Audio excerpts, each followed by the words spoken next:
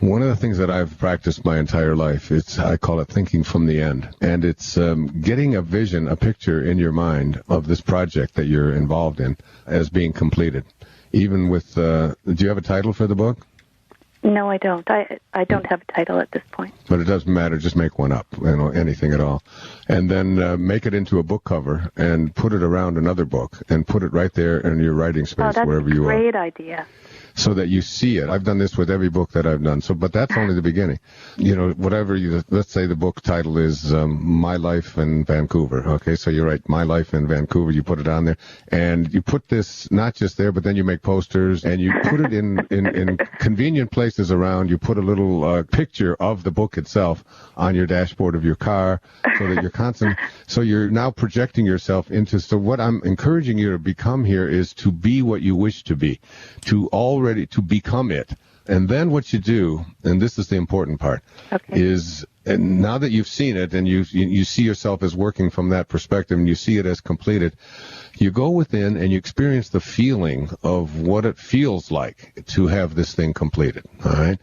So can you describe, if you were able to hold that book in your hand, just imagine, just use your imagination now, and you're holding the book in your hand, it's the first copy of the book. How do you feel? How do you feel looking at it? I feel very satisfied. And as someone said earlier about something else, she felt as if she had actually given birth when her book was published. Yes, I've had that feeling many times. I know it. So you would feel complete? You would feel freer than you feel now because you wouldn't have the anxiety of having to always be worried about this? Yes. Yeah. So that feeling state that we're talking about, feelings come from our thoughts, is the state that you want to go to. And then you have to really be religious about this. You have to keep your attention on that feeling. Like, this is one of the things that I've done to overcome illnesses and things in my life. It's like if I've got something going on in my chest, or I'm worrying about something in my stomach, or, whatever it is, as you get older, these kind of things crop up, and you just want...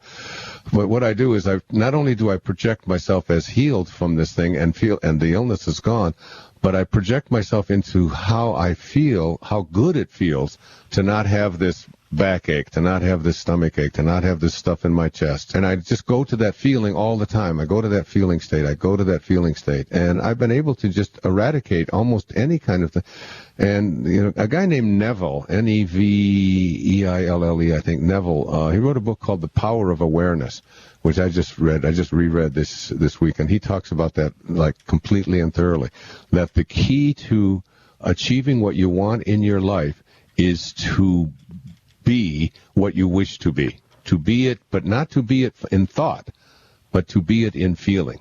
To go around all day long feeling the completeness of that and to stay there. And as you do, you won't have to do anything. You'll just be guided to it, and the writing will become automatic, and it won't be a hardship, it won't be a burden, it won't be anything that you're struggling with.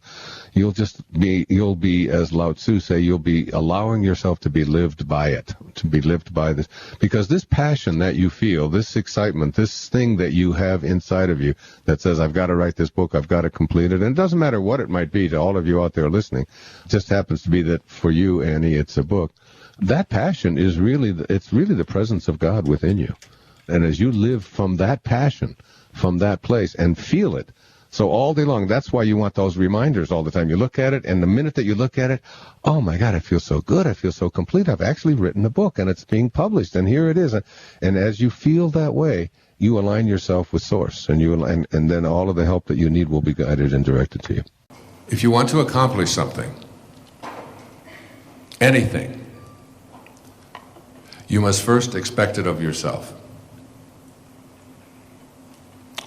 And, I mean, if you're writing anything down or if you're tattooing anything to the inner forehead of yours that you can remind yourself of, ask yourself, what do you expect of yourself, And do you expect to be ordinary, or do you expect to be extraordinary?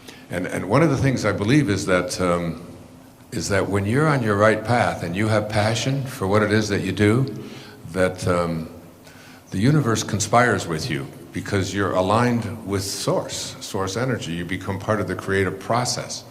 And the creative process is God consciousness.